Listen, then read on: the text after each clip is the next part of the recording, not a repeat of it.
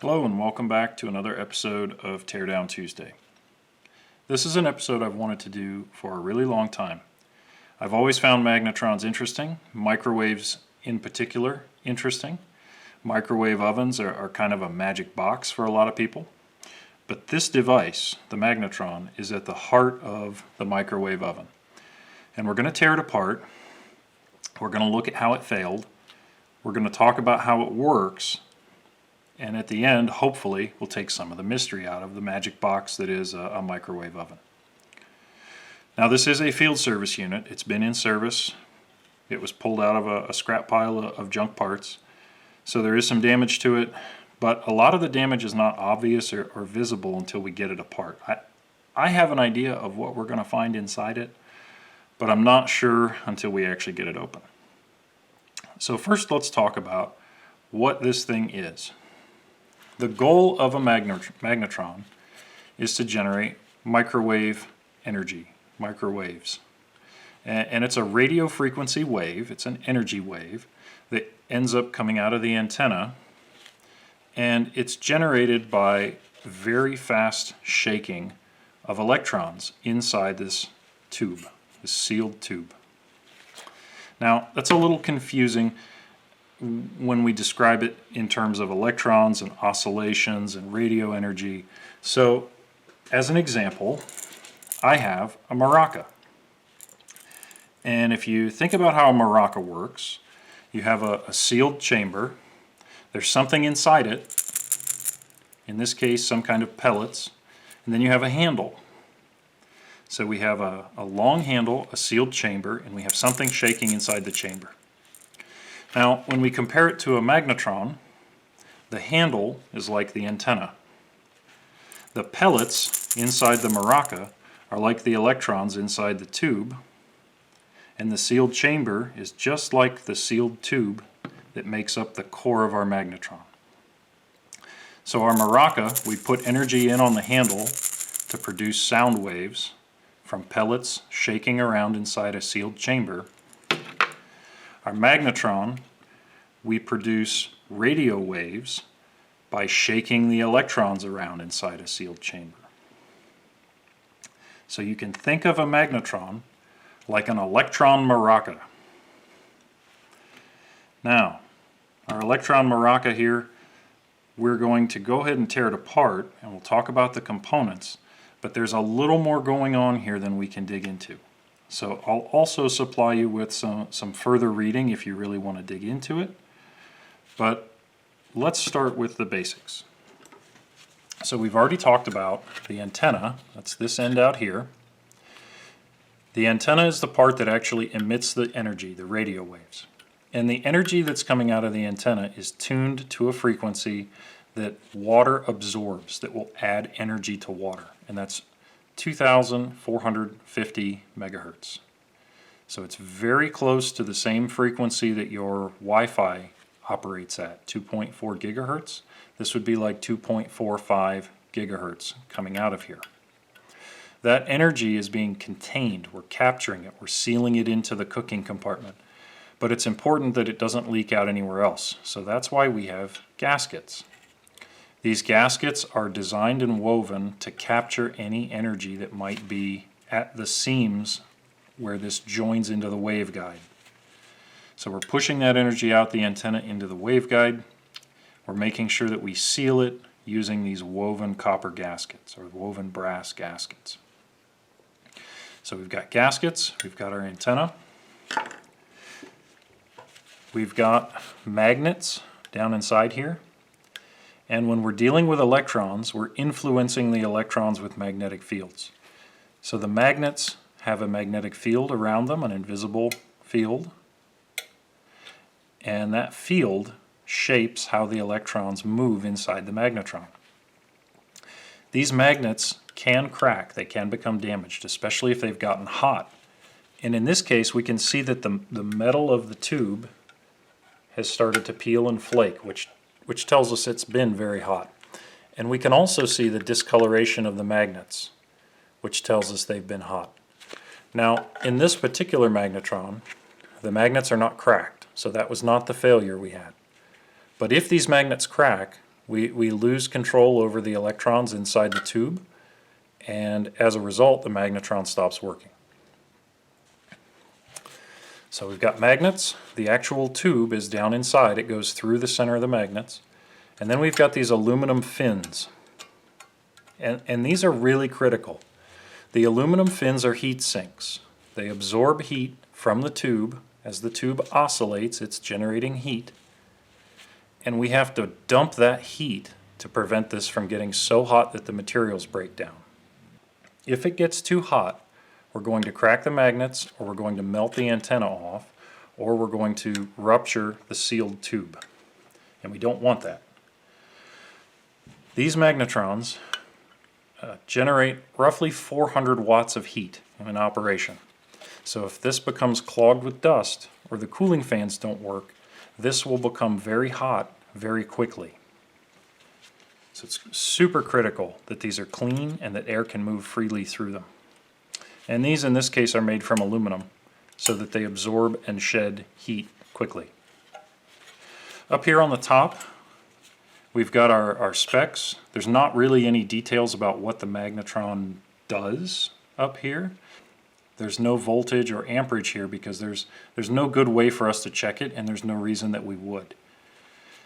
In the general service side of our industry, if a magnetron's not working correctly, all the tests are done on the low voltage side of the circuit, and if it fails the tests, you replace it. You should not ever be trying to check any of the electrical potentials, voltages, or amp draws on the high volt side. Big risk here. Don't do that.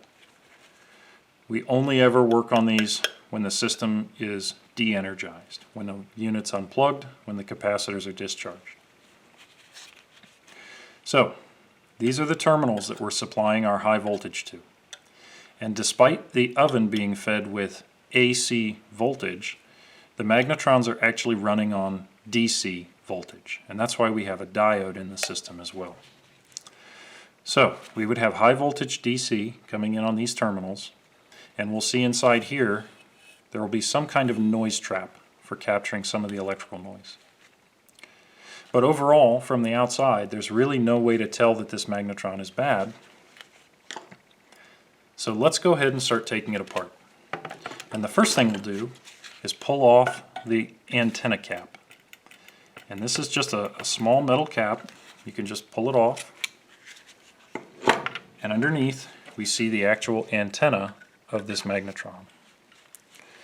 So this is the crimped and sealed end, and it's very critical that this be in good shape. If this becomes ruptured, we compromise the vacuum inside the tube.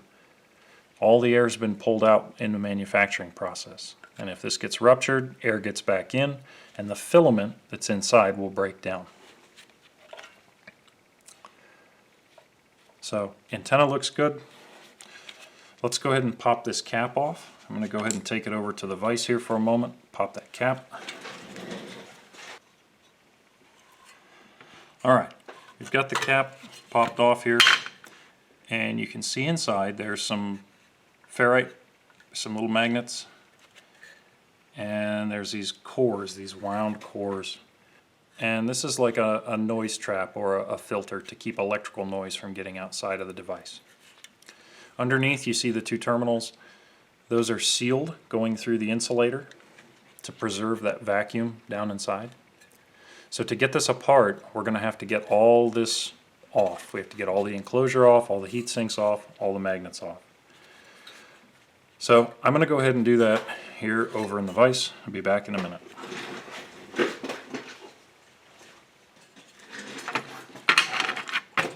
Alright, so we've gotten the cover off, and now you can see the magnet and the little gasket. So these gaskets are just very intricately woven brass or copper wire to capture that radio energy if it's leaking.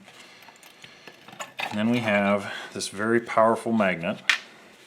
These are great magnets to stick on your truck if you want to hold papers to the side of your tool racks, or if you just want to have them around as a general use magnet. These are great, they're very powerful. My tray's aluminum here so it won't stick, but if I stick it over on the door it'll stick to that. And now we've got the tube. You can start to see that tube shape. This is the sealed cavity. But to get it out, we've got to get this part separated.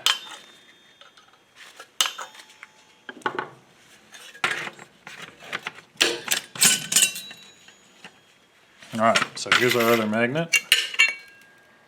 And then this is just the casing, so we'll set that out of the way. Now we've got our two strong magnets here. And you can see I can't even hardly pull them apart directly.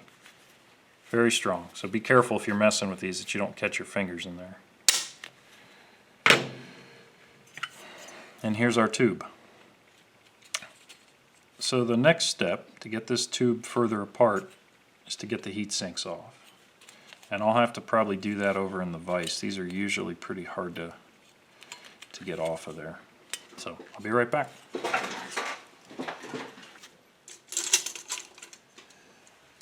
Alright, so we've now just pounded the tube out of the heat sinks. So these aluminum heat sink plates were pressed around the outside. They were a press fit, so we had to pound that out. So now we've got all these heat sink plates. We'll set those out of the way. And you can see our tube here has clearly gotten very hot. All of this peeling and flaking is a result of the heat that the tube generated, oxidizing this outer surface when it came in contact with oxygen. So hot metal in contact with oxygen produced this oxidized coating. So we know it's gotten hot. We can also hear the filament inside is rattling.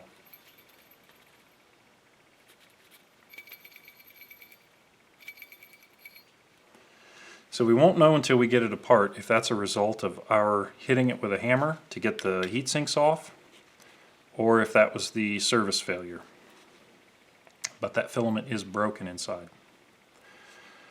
Another word of caution, if you do decide to tear these apart on your own, these insulators on the end are a high temperature ceramic, and the dust from those is a breathing hazard. So if you break these apart, if they shatter into dust, you want to be really careful you don't breathe any of that dust.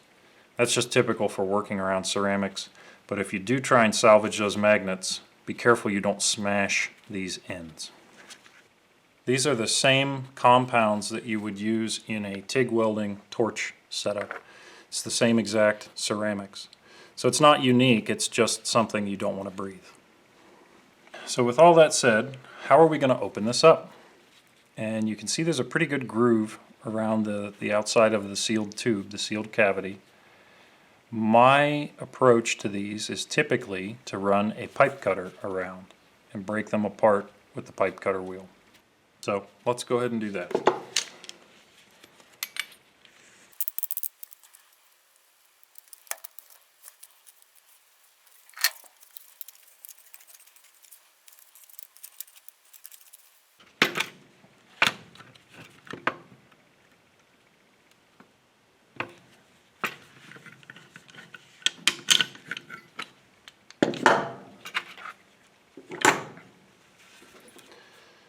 Alright, so you can see we've broken through here, and there's a small piece of the antenna strap that's still holding us together. But before I cut that, I just wanted you to see how this was set up. So you can see that antenna strap actually goes down into the emitter end here and is part of this antenna emitter. So I'll go ahead and cut that so we can get it the rest of the way open.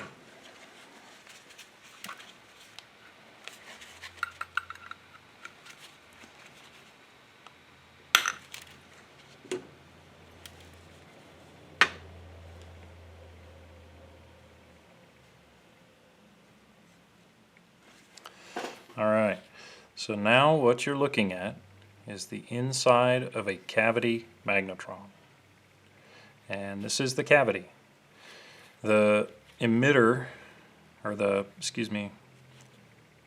filament would be wound between this end, and very hard to see because of the way this is set up. We'll maybe cut it apart a little more. The filament would be down inside there, And when this is heated up, the filament would shed electrons.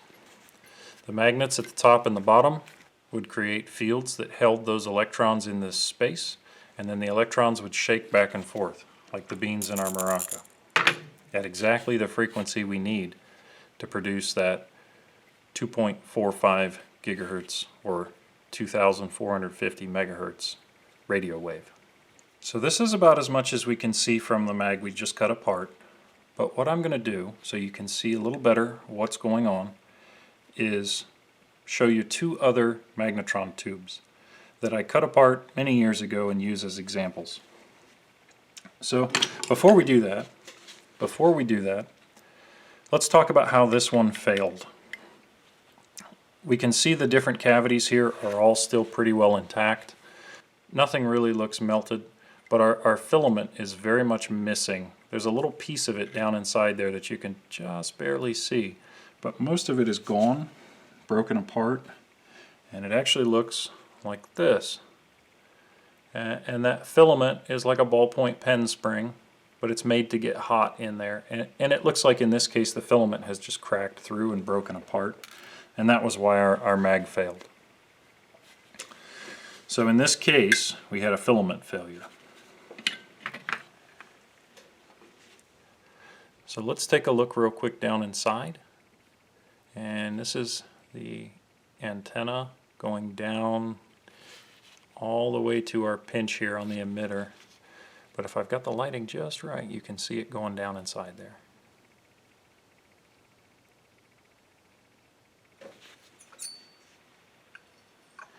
So let's take a look at this magnetron. This is one I cut apart several years ago, and in this case it had a very similar failure, but you can see I've just cut it apart from the other end.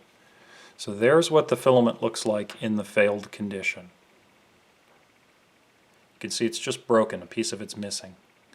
And that filament gets hot like the inside of a light bulb, an old incandescent light bulb, and that's where our electrons come from that we're shaking around to produce our radio wave.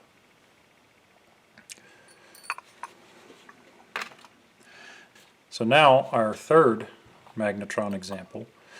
In this case we had a catastrophic failure where the magnetron was energized continuously with no airflow.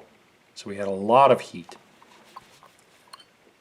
And in this case you can see the filament is totally gone, but before the filament disappeared, before it evaporated, we generated enough heat to start welding the internals together.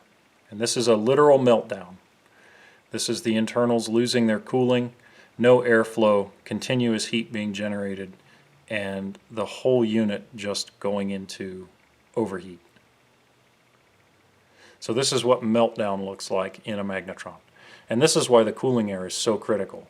There's limits to the material strengths here. We just can't get it too hot or it melts into a blob. Alright, so the principles used here, just to review, we're generating radio energy by shaking electrons inside our electron maraca. The radio energy is then directed down a waveguide into our cooking compartment, but it's critical that we keep it sealed in there so it doesn't interfere with other things. We use magnets to control that electron flow inside the tubes, and then we cool the whole thing with airflow across a heat sink. So let's talk about failures. Overheating is the critical one. If our heat sinks are clogged, we lose our cooling. We're going to overheat. If we overheat, we could go into a meltdown, or we could crack our magnets and lose the control over the electrons. We can also just lose our filament. We can have our filament crack and break. Any of those can cause the magnetron to stop working. And that's really it. Magnetrons are probably one of the most common but complicated components in kitchens, both residential and commercial. And hopefully this helps you understand a little bit more about how they work, but critically how they fail, what goes wrong and causes them to fail. So as always, thanks for watching.